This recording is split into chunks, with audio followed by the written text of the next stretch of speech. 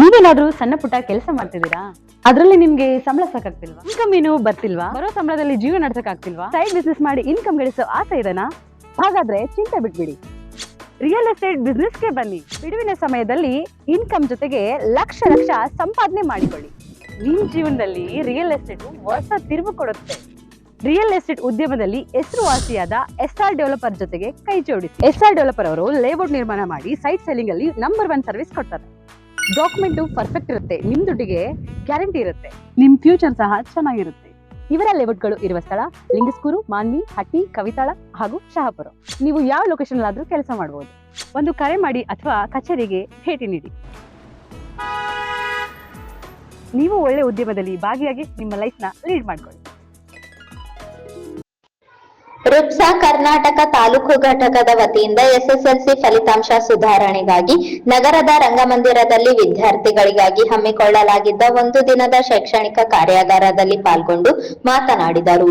ವಿದ್ಯಾರ್ಥಿಗಳು ಪೋಷಕರ ಶಿಕ್ಷಕರ ಒತ್ತಾಯಕ್ಕೆ ಮಣಿದು ಓದದೆ ಇಷ್ಟಪಟ್ಟು ಓದಬೇಕು, ಓದುವ ಹವ್ಯಾಸ ಬೆಳೆಸಿಕೊಳ್ಳಬೇಕು. ಪ್ರತಿಭಾವಂತ ವಿದ್ಯಾರ್ಥಿಗಳನ್ನು ಗುರುತಿಸಿ ಸಾರ್ವಜನಿಕ ಸಮಾರಂಭಗಳಲ್ಲಿ ಪುರಸ್ಕಾರ ನೀಡುವುದರಿಂದ ಇತರೆ ವಿದ್ಯಾರ್ಥಿಗಳಿಗೆ ಸ್ಫೂರ್ತಿ ಸಿಕ್ಕಂತಾಗುತ್ತದೆ ಎಂದು ಹೇಳಿದರು.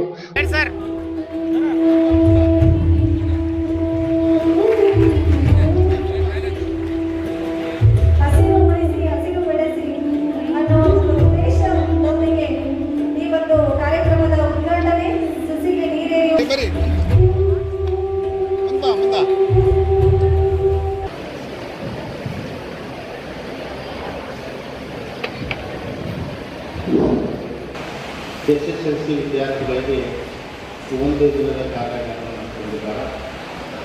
ಈ ಕಾರ್ಯಾಗಾರದಲ್ಲಿ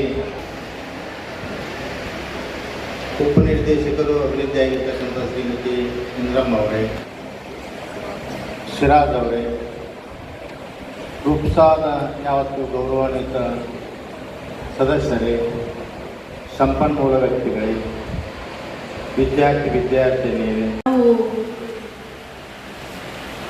ಕೆಲವು ಟಿಪ್ಸ್ಗಳನ್ನು ಮಕ್ಕಳಿಗಾಗಿ ಮತ್ತು ಕೆಲವು ಪೇರೆಂಟ್ಸ್ ಬಂದಿದ್ದಾರೆ ಅವರಿಗಾಗಿ ಬಹಳ ಸರಳವಾಗಿ SSLC ಅಂದ ಕೂಡಲೇ ಮುಗುಲು ನಮ್ಮ ಮೇಲೆ ಬೀಳ್ತದೆ ಅಂತ ದಯವಿಟ್ಟು ಭಾವಿಸ್ಬೇಡ್ರಿ. ಭಾಳ ಹ್ಯಾಪಿಯಾಗಿರ್ರಿ, ರಿಲ್ಯಾಕ್ಸ್ ಆಗಿರಿ. ನಂಬರ್ 1, 50 ದಿನ ಉಳಿತು, 49 ದಿನ ಟೆನ್ಷನ್ ತಗೋಬೇಡಿ. ಎಲ್ಲ ಸ್ಟೂಡೆಂಟ್ಸ್ಗೆ ರಿಕ್ವೆಸ್ಟ್ ಅಂತಂದರೆ ಪೇರೆಂಟ್ಸ್ಗೆ, ಟೀಚರ್ಸ್ಗೆ, ಸಂಸ್ಥೆಯವರಿಗೆ ಒತ್ತಡ ತರಬೇಡ್ರಿ. ಮಕ್ಕಳಿಗೆ ಅವರಿಗೆ ಫ್ರೀಯಾಗಿ ಬಿಡಿ. ನಂಬರ್ 1. ಎರಡನೇದು, ಟೈಮ್ ಟೇಬಲ್ ಮಾಡಿ ಕೊಟ್ಟಿರ್ತಾರೆ ಅರ್ಲಿ ಮಾರ್ನಿಂಗ್ ಮತ್ತು ನೈಟ್ ಮಾಡೋದಕ್ಕೆ. ಆ ಟೈಮ್ ಟೇಬಲನ್ನು ಸರಿಯಾಗಿ ಬಳಸುವಂಥ ಕೆಲಸವನ್ನು ಮಾಡಿದಾರೋ ಇಲ್ಲ ಅಂತ ಸ್ವಲ್ಪ ಶಿಕ್ಷಕರು ನೋಡುವಂಥದ್ದು ಎರಡನೇ ವಿಧಾನ. ಅಪ್ಪ ಅಮ್ಮ ಹೇಳಿದ್ರು, ಟೀಚರ್ಸ್ ಹೇಳಿದ್ರು ಅಂತ ಓದಬೇಡಿ. ನಿಮ್ಮ ಲೈಫಿಗಾಗಿ ನೀವು ಓದಬೇಕು ಅಂತನ್ನುವಂಥದ್ದು ಮೂರನೇ ಪಾಯಿಂಟ್. ನೀವು ಓದಿದರೆ ಅಪ್ಪ ಅಮ್ಮಗೆ ಏನು ಲಾಭ ಇಲ್ಲ, ಒಂದು ಖುಷಿ ಇದೆ. ನನ್ನ ಮಕ್ಕಳು ಚೆನ್ನಾಗಿ ಪಾಸ್ ಆಗಿದ್ದಾರೆ ಅನ್ನುವಂಥದ್ದೇ ಲಾಭರಹಿತ ಖುಷಿ ತಂದೆ ತಾಯಿಗಳಿಗೆ, ಗುರುಗಳಿಗೆ. ಆದರೆ ಹೆಚ್ಚು ಲಾಭ ಆಗೋದು ನಿಮಗೆ, ನಿಮ್ಮ ಲೈಫಿಗೆ. ಹಾಗಾಗಿ ನಿಮಗಾಗಿ ನೀವು ಓದ್ರಿ, ಇನ್ನೊಬ್ಬರಿಗಾಗಿ ಅಲ್ಲ ಅಂತನ್ನುವಂಥದ್ದು ಮೂರನೇ ಪಾಯಿಂಟ್. ಲಾಸ್ಟ್ ಪಾಯಿಂಟ್, ನಾನು ನಮ್ಮ ರುಪ್ಸಾ ಸಂಸ್ಥೆಯವರಿಗೆ ಮಾತಾಡಿದೆ. ನಾನು ಹಿಂದೆನೂ ಒಂದಷ್ಟು ಏನಾದರೂ ಮಾಡಬೇಕು. ನಮ್ಮ ರಾಯಚೂರು ಜಿಲ್ಲೆಯಲ್ಲಿ ಯಾವಾಗಲೂ ಕೆಟ್ಟದಾಗಿ ಮಾತಾಡ್ತಾರೆ ಸ್ಟೇಟ್ನಲ್ಲಿ. ಕೆಳ ಹಂತದಿಂದ ರಾಯಚೂರು ಅಂತಾರೆ. ಆದರೆ 2021ರಲ್ಲಿ ಒಂದು ರಾಯಚೂರು ಒಂದು ಸ್ವಲ್ಪ ಶೈನ್ ಆಯಿತು. ಆ ಕೆಳ ಹಂತದ್ದನ್ನು ಮರೆಮಾಚಿತು. ಏನು ಅಂತಂದರೆ, ವೀಣಾ ಅನ್ನೋ ಹುಡುಗಿ 625ಕ್ಕೆ 625 ತಗೊಂಡಿದ್ದಕ್ಕೆ ರಾಯಚೂರು ಅಂತ ಎಲ್ಲ ಮಾಧ್ಯಮದವರು ಒಳ್ಳೆಯದನ್ನು ಬಿಡಿಸಿದ್ರು. ಅದರ ನಂತರ ಆಗಲೇ ಇಲ್ಲ, ಮತ್ತೆ 29ನೇ ಸ್ಥಾನ. ಅದನ್ನೇ ಕೆಳಗನ್ನೇ ಹೇಳ್ತಾ ಇದ್ದಾರೆ. ಅದಕ್ಕೆ ಫೇಲ್ಯೂರ್ಸ್ ಇರ್ತಾರೆ, ಆರ್ಡಿನರಿ ಸ್ಟೂಡೆಂಟ್ಸ್ ಇರ್ತಾರೆ. ಆದರೆ ಟಾಪರ್ಸ್ ಏನಾದ್ರು ಬಂದರೆ ಇವರಿಬ್ಬರನ್ನ ಮುಚ್ಚಿಟ್ಬಿಡ್ತಾರೆ. ಇವರಿಬ್ಬರನ್ನ ಕೇಳಬೇಕು, ಬೈಬೇಕು ಅಂತ ಮಾಡೋದೇ ಇಲ್ಲ. ಒಬ್ಬರು ಯಾರಾದರೂ ಟಾಪರ್ಸ್ ಬಂದರೆ ಆ ನಿಟ್ಟಿನಲ್ಲಿ ನಾನು ಇಲ್ಲಿ ಕೂತಾಗ ರುಪ್ಸಾ ಸಂಸ್ಥೆಯವ್ರ ಜೊತೆಗೆ ಮಾತಾಡಿದೆ. ನಾವು ನಿನ್ನೆ ಅವರು ಇನ್ವೈಟ್ ಮಾಡೋಕ್ಕೆ ಬಂದಾಗಲೂ ನಾನು ಆ ಮಾತನ್ನು ಹೇಳಿದ್ದೀನಿ. ಲೋಕಲ್ ಆಗಿ ಇರುವಂಥ ಪ್ರತಿ ಶಾಲೆಯವರು ಆಯ್ದು ಟಾಪ್ 5 ಸ್ಟೂಡೆಂಟ್ಸ್ ಅಂದರೆ ಔಟ್ ತಗೊಳ್ಳುವಂಥ ಸ್ಟೂಡೆಂಟ್ಸು ಎಲ್ಲ ಟೀಚರ್ಸ್ ಗೊತ್ತಿದೆ. ಆ ಟಾಪ್ 5 ಸ್ಟೂಡೆಂಟ್ಸನ್ನ ಗುರುತಿಸಿ ಒಂದೆಲ್ಲಾದರೂ ಕನ್ವೀನಿಯನ್ಸ್ ಪ್ಲೇಸ್ನಲ್ಲಿ ಸ್ಯಾಟರ್ಡೆ ಮಧ್ಯಾಹ್ನ ಮತ್ತು ಇಡೀ ದಿವಸ ಸಂಡೇ ಅವರಿಗೆ ಒಂದು ಕಡೆಗೆ ಗ್ಯಾದರ್ ಮಾಡಿಸಿ ಎಕ್ಸ್ಪರ್ಟ್ ಟೀಚರ್ಸ್ ಕಡೆಯಿಂದ ಅವರಿಗೆ ಇರುವಂಥ ಸಣ್ಣ ಸಣ್ಣ ಡೌಟ್ಗಳನ್ನು ಕ್ಲಿಯರ್ ಮಾಡಿಸುವಂಥ ಕೆಲಸವನ್ನು ಮಾಡಲಿಕ್ಕೆ ಅವರು ಈಗ ತಾನೇ ಮಾತಾಡಿದಾಗ ಒಪ್ಕೊಂಡಿದ್ದಾರೆ ರೂಪ್ಸಾ ಸಂಸ್ಥೆಯವರು.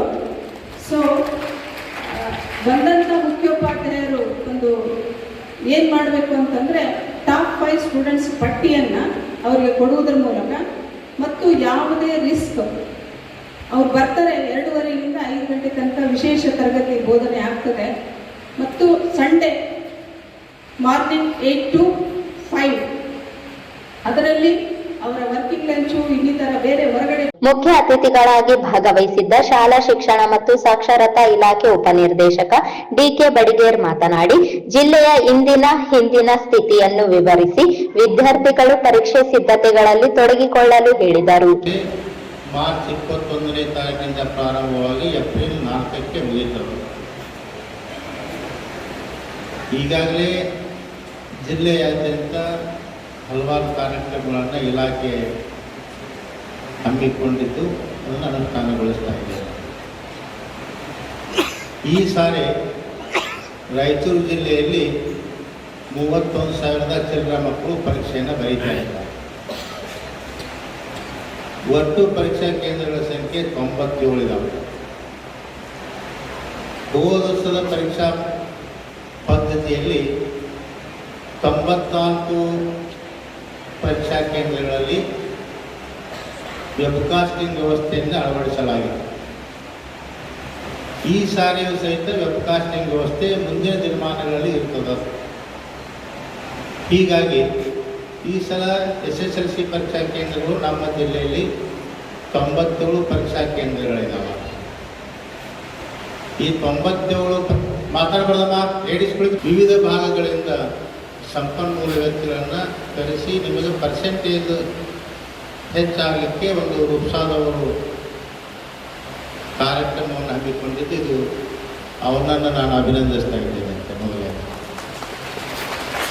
ಇದ್ರ ಜೊತೆಗೆ ಈಗಾಗಲೇ ನ್ಯಾಯಮೂರ್ತಿ ಜಸ್ಟಿಸ್ ಶಿವರಾಜ್ ಪಾಟೀಲ್ ಸರ್ ಅವರ ಪ್ರತಿಷ್ಠಾನದಿಂದ ಸಹಿತ ಇಡೀ ಜಿಲ್ಲೆಯಾದ್ಯಂತ ಎಲ್ಲ ತಾಲೂಕುಗಳಲ್ಲಿ ಸಹಿತ ಈ ಕಾರ್ಯಾಗಾರವನ್ನು ಅವರು ಸಹಿತ ಹಮ್ಮಿಕೊಂಡು ಯಶಸ್ವಿಯನ್ನು ಮಾಡಿದ್ದಾರೆ. ಹೋದ ವರ್ಷ SSLC ಪರೀಕ್ಷೆ ಮೊದಲನೇ ಪರೀಕ್ಷೆಯಲ್ಲಿ ನಮ್ಮ ಜಿಲ್ಲೆಯ ಫಲಿತಾಂಶ 63% ಆಗಿದೆ. ಎರಡನೇ ಪರೀಕ್ಷೆಯಲ್ಲಿ 33% ಆಗಿದೆ. ಮೂರನೇ ಪರೀಕ್ಷೆಯಲ್ಲಿ 26% ಆಗಿದೆ. ಈ ಸಾರಿ ಪರೀಕ್ಷೆಗೆ ಕುಳಿತುಕೊಂಡಿರ್ತಕ್ಕಂಥ ಎಲ್ಲ ಮಕ್ಕಳು ಪಾಸ್ ಆಗಬೇಕಂತಕ್ಕಂಥದ್ದು ನಮ್ಮ ಅಚ್ಚರವಾಗಿರ್ತಕ್ಕಂಥ ನಿಲುವು. ಹೀಗಾಗಿ ಇಲ್ಲಿ ಬಂದಿರತಕ್ಕಂಥ ಮಕ್ಕಳು ವಿದ್ಯಾರ್ಥಿನಿಯರು ನೀವು ಅನ್ಯತಾ ಆ ಕಡೆ ಈ ಕಡೆ ನೋಡದೆ ಇಲ್ಲಿ ಸಂಪನ್ಮೂಲ ವ್ಯಕ್ತಿಗಳು ಏನು ಹೇಳ್ತಾರೆ ಅದನ್ನು ಕೇಳಿಸಿಕೊಂಡು ನೀವು ಪರೀಕ್ಷೆಯಲ್ಲಿ ಹೆಚ್ಚಿನ ಅಂಕಗಳನ್ನು ಪಡೆದುಕೊಳ್ಬೇಕು. ಯಾರಾದರೂ ನೀವು ಈ ಸಮಯವನ್ನು ದುರುಪಯೋಗಪಡಿಸ್ಕೊಂಡ್ರಿ ಅಂತಾರೆ ಅದು ನಿಮ್ಮ ಭವಿಷ್ಯವನ್ನು ನೀವೇ ಹಾಳು ಮಾಡಿಕೊಂಡ್ರಿ.